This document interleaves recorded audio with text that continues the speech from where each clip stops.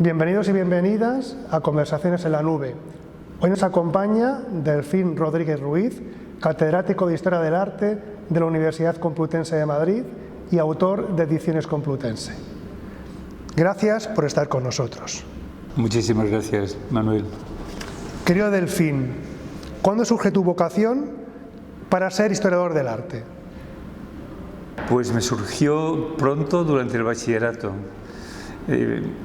Yo estaba haciendo bachillerato de ciencias y estudiaba en un colegio salesiano. Es una anécdota breve, ¿no? Pero el profesor, el cura que iba a dar Historia del Arte y de la Cultura, que es como se denominaba entonces esta asignatura, me dice: Delfín, el año que viene voy a dar esta asignatura, ¿me ayudas este verano a preparar y ordenar las diapositivas, etcétera? Entonces me dio un libro muy delgadito, que eran los cuadros esquemáticos de don José María de Azcárate, y un paquete así de diapositivas de Sanz Vega para que los ordenase cronológicamente por escuelas y tal, y etcétera, etcétera. Y a partir de ahí mi ojo se educó desde ese punto de vista, ¿no? Y a partir de ahí comencé a plantearme la posibilidad de cambiar de ciencias que se me daba muy bien por otra parte, ¿no? Y fue un disgusto familiar y en el colegio, etcétera, etcétera, ¿no? Pero bueno, al final decidí que quería hacer Historia del Arte desde el principio, con lo cual ya me vine a Madrid a hacer Historia del Arte, ¿no? ¿A qué se debe tu interés por la arquitectura? El interés por la arquitectura es fundamentalmente con los comienzos de la historia, de los inicios de la licenciatura, ¿no? Y yo me apasiono por el arte contemporáneo, por la pintura, etcétera, etcétera, que es lo que más me gustaba. Comienzo a hacer crítica de arte esporádica en pequeñas revistas, pero comienzo a ver un ambiente distinto. Lo consideraba un lugar de gente muy especializada, ¿no? Con unos conocimientos eruditos portentosos, históricos, etcétera, pero a la vez tenía amigos arquitectos. Yo estaba en un colegio mayor y ese mundo de los arquitectos, con unas conversaciones completamente distintas, donde aparecían la filosofía, la estética, el pensamiento, etcétera, y hablar de los arquitectos, pero por medio de la poesía o por medio de Nietzsche, etcétera. Todo aquello para mí se me venía una perspectiva completamente distinta, que no tenía que ver con mis colegas estudiantes de Historia del Arte ni con la disciplina de Historia del Arte tal como se enseñaba en la Complutense, y eso me sedujo. Y a partir de ahí siempre mantuve una actividad doble, ¿no? Por un lado la historia del arte y la pintura, etcétera, y el arte contemporáneo, y por otro lado los estudios de historia de la arquitectura. Delfín Rodríguez es un investigador de reconocido prestigio que también está interesado por la transferencia de tecnología y conocimiento. ¿Estoy en lo cierto? Estás absolutamente en lo cierto. Ese es mi objetivo fundamental, ¿no? Los primeros años de formación, estuve en Italia con una beca de la Academia de Lincei, las becas de investigación pertinentes y tal, fueron años de formación y de muchísima lectura, de mucho archivo, mucha biblioteca y muchísimos viajes, ¿no? Y a partir de un momento determinado, cuando ya consolidas académicamente relativamente tu situación universitaria y académica, pero también es verdad que ya antes, mientras hacía la tesis doctoral, publico un libro que tuvo mucha fortuna sobre arte del siglo XX, con 25 años o 26 años o algo así, en la editorialismo, y que tuvo una enorme fortuna, ¿no? En colaboración con Alfredo Aracil. Yo hice la parte de arquitectura y él hizo la parte de pintura y otras artes, ¿no? Y a partir de ahí, y el ejercicio de la divulgación, me di cuenta que era un ejercicio complejísimo, que hacerlo cuando no sabes nada es una buena oportunidad, porque aprendes, y mucha, y hacerlo cuando crees que sabes algo es muy complicado, porque crees que como sabes tanto es imposible hacer una síntesis de carácter pedagógico y divulgativo para los estudiantes o el público en general. Pero luego a partir de ahí sí que, y a través de las actividades con el Colegio de Arquitectos, con la Escuela de Arquitectura, etcétera, sí que me interesé mucho por llevar estos conocimientos, estos análisis, descubrir argumentos, temas, inventarnos los temas, y alimentarte un tema lo proyectas mediante una exposición, libros, ciclos de conferencias, con lo cual la transferencia de conocimiento se convirtió en mi obsesión desde entonces, prácticamente hasta nuestros días. Recientemente, con motivo de la exposición de Piranesi en la Biblioteca Nacional, la Universidad Complutense nos ha dado un segundo premio de transferencia del conocimiento, ¿no?, y de investigación. Pero sí, para mí es importantísimo, ¿no? Es más, disfruto mucho más, ahora me lo recordaban abajo en la editorial, ¿no? Disfruto mucho más cuando enseño exposiciones que hago, porque yo se lo enseño a todo el mundo, a los que han trabajado en el montaje, al personal de la institución, a los que han diseñado el catálogo, no solamente a los académicos, autoridades y estudiantes, etcétera, sino al resto de los primeros ellos, ¿no? Y me recordaban ahora cómo con Piranesi yo me llevé a la editorial, a los chicos de la editorial me los llevé a ver la exposición en una visita exclusiva para ellos. Yo creo que eso es nuestra labor y ahí me siento comodísimo, satisfecho, veo las caras de agradecimiento. Yo me entusiasmo aún más hablando y contándoles lo que se ha hecho y el esfuerzo que supone realizar ese tipo de trabajos, ¿no? ¿Qué puedes contarnos de tu experiencia en instituciones como el Museo Nacional, Centro Arte Reina Sofía, el Círculo de Bellas Artes de Madrid o la Fundación Miguel Fisac? A ver, el más importante desde el punto de vista institucional es la vocalía del Real Patronato del Reina Sofía, en un momento delicado, porque fue el momento del traslado del Guernica del Prado al edificio de Sabatini, a Reina Sofía, que todos conocemos, ¿no? Y ese fue un momento bastante delicado, de muchas tensiones políticas, porque en ese momento del traslado, pues desde el País Vasco, que estaban ya queriendo levantar el Museo Guggenheim de Bilbao, pues querían recuperar el Guernica para Bilbao, ¿no? Esto crea tensiones políticas a nivel de Estado, etcétera. Y tuvimos que hacer un esfuerzo bastante notable de restauración y de ver el estado de la cuestión del lienzo. Fue un trabajo caro, serio, muy riguroso, para confirmar que ese lienzo no se podía mover. Corría peligro si se movía, ¿no? Y además tomamos otra decisión que realmente de la que me siento muy orgulloso. Fuimos ese patronato presidido por Valeriano Bozal, estaba Paco Jarauta, estaba Tomás Llorens, Conde de Barañano, estaba el sobrino nieto de Picasso, nos llamaban el patronato de los profesores, ¿no?, por decirlo de una manera. No éramos bancarios, ni banqueros, ni nada parecido. Y tomamos una decisión muy atrevida: quitar el cordón de seguridad y la pareja de la Guardia Civil del Reina Sofía en el Reina Sofía. En un momento complicado, acaba de pasar el 11M, fueron, sí, 2 años después, cuando se quitó el cordón de respeto y la pareja de la Guardia Civil, que dio otro aire al entorno del Reina Sofía.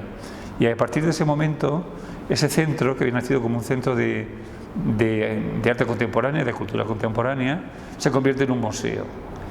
Lo que trata de que la categoría de museo a la Reina Sofía es esa presencia del Guernica, porque en torno a él se articulan la política de compras, la escultura de Picasso, artistas españoles vinculados a Picasso en los años 30 y a España en los años 30, pero si ahora mismo el Reina Sofía, como ha habido muchos intentos y gente que no está de acuerdo con esto, saliese para regresar al Museo del Prado de Reina Sofía, se quedaría en un centro de arte contemporáneo, en una cosa más de las que hay tantas por todas las ciudades importantes del mundo, ¿no? Pero ya no sería un museo, ¿no? Hay otros intentos de convertir el Reina Sofía, la parte del siglo XX de la Reina Sofía, en las salas del siglo XX del Museo del Prado, que es otra forma como de recuperar a la Reina Sofía. Ese ha sido siempre un problema entre político, entre estético, entre ideológico, no sé, un problema bastante complicado. Pero se fueron fueron casi 4 años apasionantes de tensiones también, de dificultades, de elegir qué estrategia para ordenar la colección permanente, qué compras, con qué dinero, dónde las centramos. Se compra de todo y no, decidimos que, ya que estaba allí el Guernica, recién llegado prácticamente y se iba a quedar, comprar la escultura de Picasso, Julio González, etcétera, cosas de Mata, de Masson, etcétera, años 30, surrealismo y años 30 en torno al Guernica y a la figura de Picasso. Esto le daba una coherencia como de museo histórica a la institución, ¿no? Y fueron apasionantes, ¿no? Y luego en el Círculo de Bellas Artes llevo 20 años en la vocalía, pero eso es otro lugar completamente distinto, mucho más ágil, de actividades, conferencias, libros, exposiciones. Es un laboratorio del pensamiento contemporáneo y de la cultura contemporánea, ¿no? ¿Cómo y cuándo comienza tu colaboración con el suplemento El Cultural de ABC como crítico de arte? Yo había comenzado, ya te he comentado antes, fíjate, en los años 70, mientras era estudiante, hacer pequeñas críticas de arte, pero vamos, cosas así que sí, juveniles, ¿no? Cuando estaba haciendo tercero o cuarto en algunas revistas. Y luego, al hacer algunos libros de divulgación, etcétera, había escrito algo en el Cultural del Mundo, alguna cosa también en El País, pero aparece en ABC la figura de Zarzalejos como director del periódico y nombra como director del suplemento cultural a Rodrigo Fernández Lafuente, que es como el secretario de redacción de la Revista de Occidente, del grupo de la Revista de Occidente, etcétera. Y que yo le conocía, ¿no? Y me llama un día por teléfono y me dice: Delfín, que tienes que, es muy vehemente, ¿no?, que tienes que escribir en ABC un artículo semanal. Digo, ¿y sobre qué? Y dice, de lo que quieras. Digo, ¿hasta un cuento? Y me dice, hasta un cuento.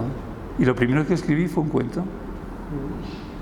Entonces, ante tantísima generosidad, esos primeros años, luego vinieron la crisis, los recortes, la disminución del número de páginas, etcétera, fueron verdaderamente fantásticos, ¿no? Y disfruté pues muchísimo.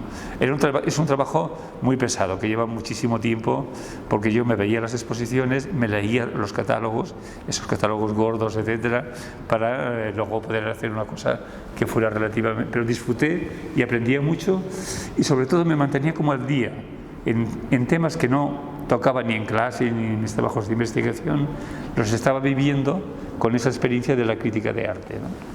Y eso me mantenía vivo, ¿no? Luego ya yo creo que fue la edad. Y después de 15 años me dije, yo creo que ya he escrito bastante y lo dejamos aquí, ¿no?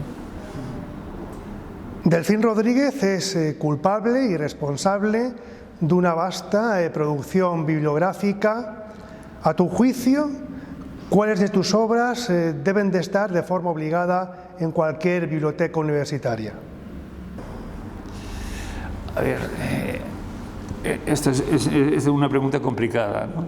Yo a veces pienso que, eso me lo decía Antonio Bonet Correa, que he escrito demasiado, ¿no? Y que no todo es lo mismo, no todo es igual, ¿no? Según las épocas de tu vida, de tu biografía intelectual también, de tu estado de ánimo, todo eso influye mucho en la construcción de un proyecto, de un libro. Pero yo creo que las ediciones críticas que he hecho de Vitruvio, los catálogos de dibujos de arquitectura razonados de la Biblioteca Nacional de Madrid, siglos XVI, XVII y XVIII, un libro que escribí sobre las antigüedades árabes de España, que se levantaron en el siglo XVIII por orden de la Academia de San Fernando, por José de Hermosilla, Juan de Villanueva, nada menos, dibujando toda la arquitectura islámica nazarí y de la mezquita de Córdoba. Esos libros yo creo que son libros, y luego están las grandes monografías, que son catálogos de exposiciones, que son grandes monografías de arquitectos tan importantes como Francisco Sabatini, del que se cumple este año su centenario, que celebramos en el 1993, José de Hermosilla, arquitecto, ingeniero militar, viajero en Roma en 1750, pensionado de la Academia de Bellas Artes de San Fernando. Y como siempre yo me quedaría con los últimos libros, La Casa de las Metáforas en Abada, que para mí es un libro de capricho. Ese tipo de textos que no encajan ni en la historia de la arquitectura, ni en la historia de la pintura, ni en la historia de la arquitectura, ni en la historia de la literatura, sino que están como mezclados entre ellos, con una trama, como un urdimbre de colores, por decirlo así, que lo titulé La Casa de las Metáforas, ensayos sobre la periferia de las artes y de la arquitectura. No son los temas centrales, son los temas periféricos. Y la pregunta que yo me hacía al comienzo del libro era: ¿se puede pensar a través de las metáforas? Y yo respondía rotundamente, inmediatamente en el segundo renglón: sí, se puede pensar y construir pensamiento a través de las metáforas.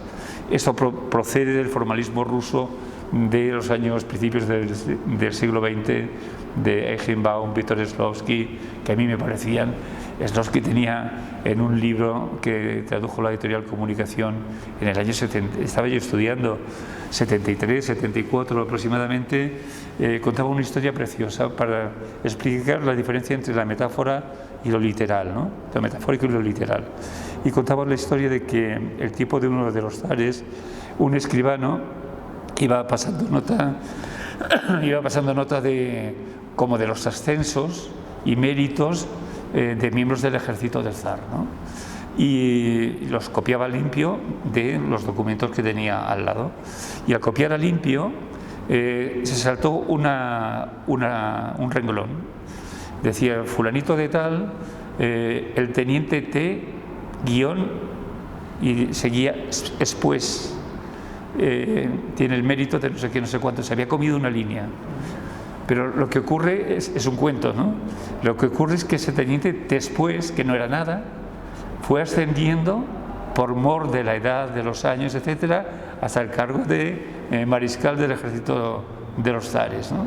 Que es un cuento precioso. Se había comido el escribano, se había comido un renglón del texto, y eso lo convierte en una historia, en un personaje que el zar se sintió amenazado por el poder que reunía este personaje inexistente y lo desterró a Siberia, que es una historia fantástica. Se puede pensar por medio de las metáforas, ¿no? Y el pensamiento metafórico.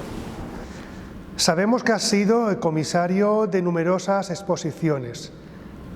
¿De cuál o cuáles te sientes más orgulloso y por qué? Una, la que realicé en 2014 en el Museo del Prado sobre Bernini y la monarquía hispánica. El por qué, siempre se había dicho que Bernini era evidentemente filo francés, no filo español, y yo me dije: ¿qué relación mantuvo realmente con la monarquía hispánica, aunque fuera complicada, aunque fuera compleja, ¿no? Hicimos una exposición pequeña de tamaño en el Prado, pero de un diseño de gabinete, un diseño exquisito, con unas piezas de su relación de obras con España y con personajes españoles.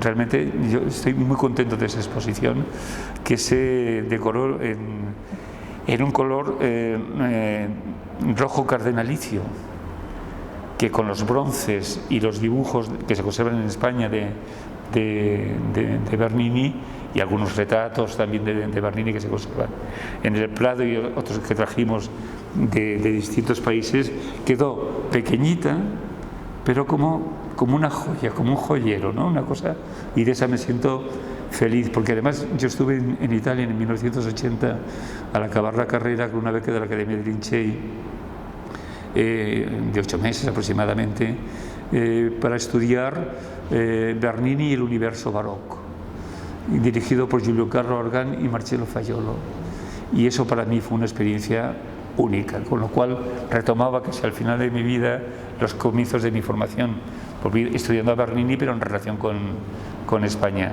Y luego, como siempre, a los que más quieres es a los últimos hijos que has parido, ¿no?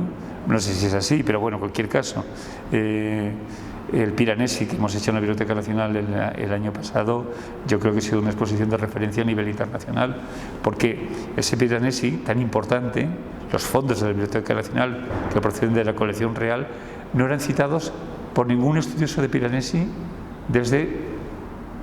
en todo el siglo XX.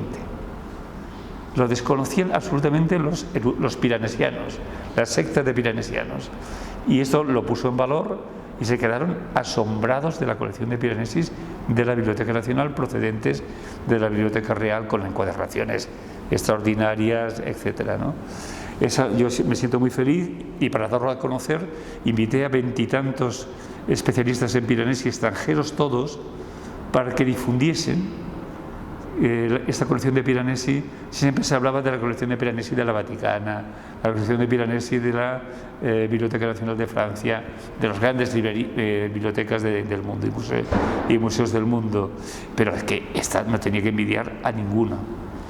Y al invitar a extranjeros, a los máximos especialistas en Piranesi, hemos puesto en órbita un valor patrimonial tan importante, la transferencia del conocimiento, como es esta colección de Piranesis de la Biblioteca Nacional, ¿no? Y la Academia de San Lucas se portó maravillosamente bien con nosotros, nos dejó maravillas de primeras estampaciones que él regaló a la Academia, y un pequeño busto que regaló también a la Academia de San Lucas cuando fue nombrado académico de mérito, ¿no? Que recuerdo que me hizo una fotografía, estaba en el centro de una de las salas, en forma como de plata centralizada, y me hizo una fotografía con Sir Wilton Ely, que es el decano de los estudiosos de Piranesi, un sabio ya con 90 años aproximadamente, y él a un lado y yo al otro, y estaba sobre el pedestal el busto de Piranesi en mármol de Carrara, ¿no? Y se me abrazó y se puso a llorar de emoción, ¿no? Esas cosas ya gratifican todo el esfuerzo, todas las pesadillas, todos los disgustos que conlleva montar una exposición.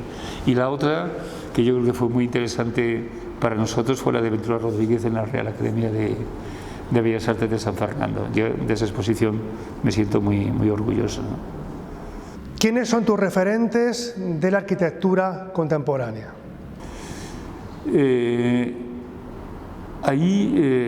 ¿Cómo decirte? A partir de la segunda mitad del siglo XX, después de los clásicos de Le Corbusier, de Wright, de Gropius, de la Bauhaus, en fin, los clásicos de la arquitectura contemporánea antes de la Segunda Guerra Mundial, yo dividiría como por escuelas, por opciones. Y por ejemplo, en la arquitectura española, una de las figuras fundamentales, sin duda, no ya por razones de amistad, es Rafael Moneo, ¿no? Pero además de Rafael Moneo, yo citaría a arquitectos que muchos de ellos han sido discípulos suyos, ¿no? Como Antonio Cruz y Ortiz, los autores de la Estación de Santa Justa de Sevilla, o del Estadio de la Peineta, o del Estadio de la Cartuja de Sevilla, y que han restaurado recientemente el Rijksmuseum de Ámsterdam, que, como sabéis, pasa una calle que debían respetar en la restauración, una calle peatonalizada y para ciclistas, para gente que corre en bicicleta, y en la reforma enorme del museo la han mantenido la calle viva dentro del museo. Imagínate la dificultad, vamos, una resolución extraordinaria. Entre otros arquitectos españoles, Juan Navarro Valdevez, que también fue profesor aquí en la escuela, Alberto Campo Baeza, que me parece uno de los arquitectos más elegantes y exquisitos que tenemos en nuestro panorama en España, Enric Miralles, que ya murió demasiado joven, desgraciadamente, un arquitecto catalán realmente muy bueno. De la arquitectura portuguesa, que me interesa muchísimo por sus silencios, sus blancos, sus volúmenes, de arquitectura que es vernacular mediterránea, que se confunde con el paisaje. Álvaro Sisa para mí es un dibujante extraordinario, y aparte un arquitecto excepcional, o Souto de Moura, ¿no? Que es discípulo también de Sisa. Es decir, que al final son como cadenas de formas de hacer que proceden de un maestro y que los discípulos van como reelaborando, modificando, etcétera. y del panorama de las estrellas extraordinarias norteamericanas o italianas, que es la arquitectura que más me interesa. En Italia, pues, por ejemplo, Carlo Scarpa para mí es uno de los grandes arquitectos italianos contemporáneos, junto con Aldo Rossi, junto con Vittorio Gregotti, junto con Giorgio Grassi, junto con Paolo Portoghesi, junto con Mario Ridolfi. Pero Scarpa para mí me parece uno de los grandes arquitectos italianos que ya murió, y en la Plaza de San Marcos diseñó la tienda de Olivetti. Y la tienda de Olivetti solamente tenía el nombre de Olivetti en la puerta de entrada, era muy chiquitita, en la Plaza de San Marcos de Venecia, y dentro no había nada, ni una máquina de escribir, ni un folleto, vacía. Y era la tienda en la Plaza de San Marcos de Venecia, la imagen de marca, diríamos ahora, de la Casa Olivetti. Fijaros qué personaje. Realmente en la Bienal de Venecia el pabellón de Italia también fue diseñado por él. Es un hombre, era un hombre extraordinario. Y luego de los americanos, bueno, también Renzo Piano, el del Beaubourg de París, el del Centro de Georges Pompidou. De los americanos, bueno, ingleses, el mundo anglosajón, pues Foster, lógicamente, sin duda alguna, Frank Gehry, con sus altibajos, pero me parece un arquitecto verdaderamente excepcional. Pensar que el diseño del Guggenheim nace como si tuviésemos un manojo de alambres muy delgaditos, los arrugamos y lo tiramos al suelo, y un programa de ordenador comienza a convertirlo en arquitectura, y luego el arquitecto lo corrige. Pero nace no de dibujar sobre el papel, sino de ese gesto de arrojar como una maraña de alambres muy delgados para construir. Los arquitectos son muy especiales, ¿no? Y los contemporáneos muy buenos. Franco Purini en Italia, pues no sé, Peter Eichmann es un arquitecto que me ha interesado mucho, que en España ha tenido suerte en algunas ocasiones, pero otras que han sido megalómanas, como la ciudad en Galicia, la ciudad de la cultura y de las artes, al lado de Santiago de Compostela, que es un diseño megalómano, realmente, no sé, un poco estrambótico, que ha fracasado, vacío de contenidos, de presupuestos a la cultura gallega. Fue, yo creo que un gasto innecesario, ¿no? Esa ciudad de la cultura. Pero luego tiene otras obras.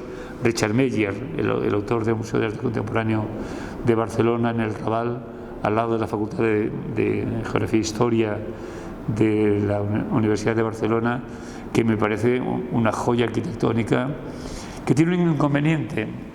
Hay muchos arquitectos contemporáneos que juegan a ser arquitectos, no piensan en la función del edificio. ¿Qué ocurre? Que el edificio era blanco, transparente y de cristal, como los edificios de Mies van der Rohe. Pero si tú quieres montar una exposición, tienes que tabicar para cada exposición, hacer arquitectura dentro de la arquitectura para realizar una exposición. Con lo cual el edificio se ensimisma en su belleza, ¿no?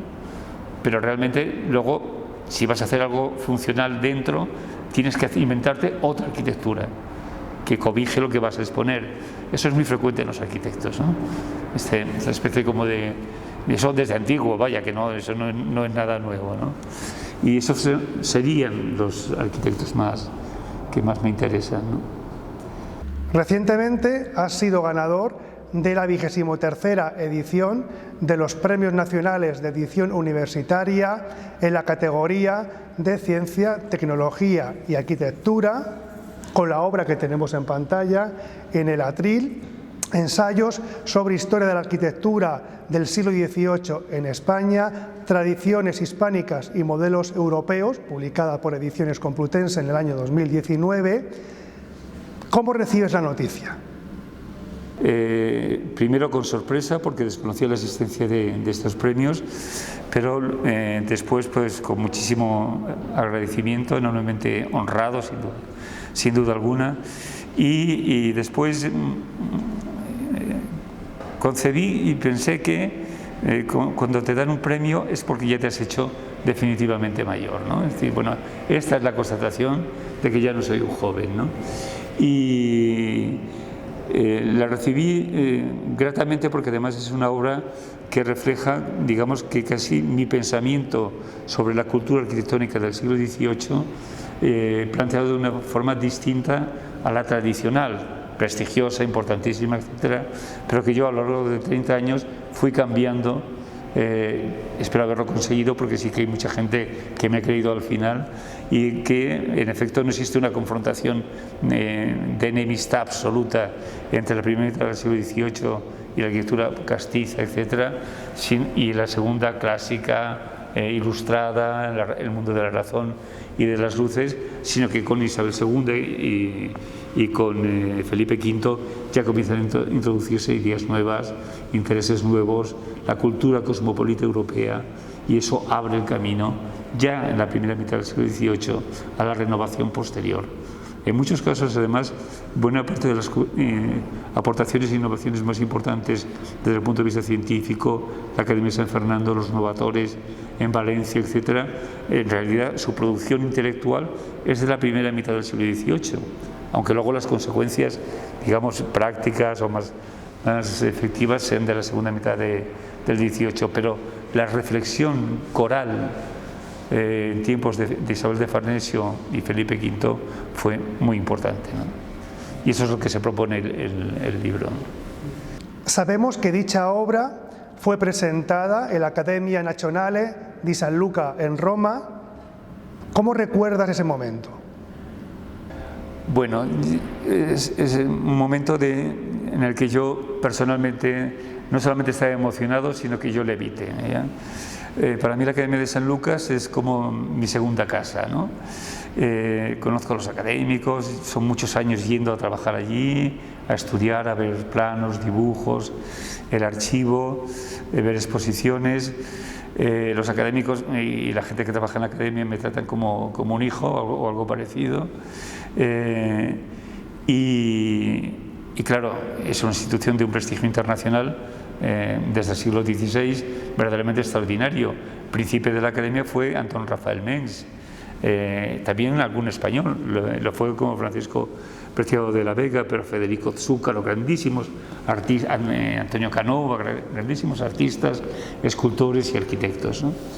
Y es el lugar de la élite de los artistas, ¿no? en Roma desde el siglo XVI. Y cuando me lo propuso Francesco Moschini, secretario general de la Academia de San Lucas, yo no daba crédito, no puede ser. Y entonces invitamos a una serie de amigos que me han acompañado, prácticamente todos extranjeros, menos Rafael Moneo, desde finales de los 80 hasta ahora, en mi trayectoria vital, intelectual y de amistad, ¿no? Y entre ellos me he traído el papel, para no olvidarme del papelillo de ninguno, Marcello Fagiolo, con el que estuve, discípulo de Giancarlo Argan, con el que estuve en Roma con aquella beca de la Academia de Lincei de Bernini, Georg Garbs, que es profesor en Viena, pero que dirigió durante muchos años el Instituto Histórico Austríaco, un sabio que conoce la arquitectura española, la francesa, la italiana, la austríaca, la checa, una cosa completamente de personas que ya no se dan ese tipo de formaciones, y siempre muy interesado en la arquitectura española, ¿no? Y amigo personal también, ¿no? Elizabeth Kiven, que fue nada menos, ya está jubilada, directora de la Biblioteca Artigiana de Roma, el centro de estudios por antonomasia de estudios sobre el arte y la arquitectura romana. De ella fueron directores, fue director, por ejemplo, Erich Frommel, fue director Rudolf Kober, los grandes alemanes. El destino de los grandes alemanes no eran las cátedras en Berlín o en otras ciudades importantes alemanas, era la Artigiana de Roma, centro de investigación, que está situada cerca de la Plaza de España, arriba, cerca de la Trinità dei Monti, y que ha reformado Navarro Valdeveg, uno de los arquitectos que a mí me gusta en los últimos años. Tiene un fondo fotográfico de todo el arte italiano y sobre todo romano, una biblioteca excepcional, y solamente se dedican a investigar. Los profesores que hay allí son profesores de investigación, que acogen a alumnos que están haciendo tesis doctorales, que vienen de Estados Unidos, que vienen de Alemania, de Inglaterra, a preparar libros, etcétera, etcétera. Es un centro de investigación. Y ella, y Elizabeth, siempre se ha dedicado al siglo XVIII y es muy amiga, es un encanto, es un cielo. Ha estado por aquí en algunos congresos que he organizado y es siempre un placer estar con ella. Y llama al libro, lo llama El libro negro de Delfín. El libro negro de Delfín. Rafael Moneo, que estuvo realmente genial en su presentación y cariñoso, y Francesco Venezia, que es académico de San Luca y que trabaja en Nápoles y en Venecia, y es un arquitecto de los más importantes de Venecia. Estuvo incluso cuando el concurso del Prado, estuvo en el jurado para que te hagas una idea de la importancia de Francesco Venezia. Y fue un día pues, ciertamente memorable en mi vida, porque se extendieron 2 horas y pico en sus presentaciones. Duró 2 horas y pico la presentación del libro, ¿no? Así es que me sentí el hombre más feliz del mundo ese día, en el Salón de Actos de la Academia de San Lucas de Roma, ¿no? Al lado de la Fontana di Trevi, o sea que el sitio es un sitio estupendo, ¿no? Gracias, Delfín, por haber compartido tu tiempo, tus experiencias y tus vivencias con todos nosotros y nosotras. Yo suelo hablar demasiado y espero no haberme extendido demasiado en mis respuestas, y muchas gracias, Manuel, por tu gentileza y por tu apoyo durante todo este tiempo y estos meses, con motivo del premio y con motivo de la relación que tenemos también de amistad y profesional. A ti siempre, a ti siempre. Muchas gracias.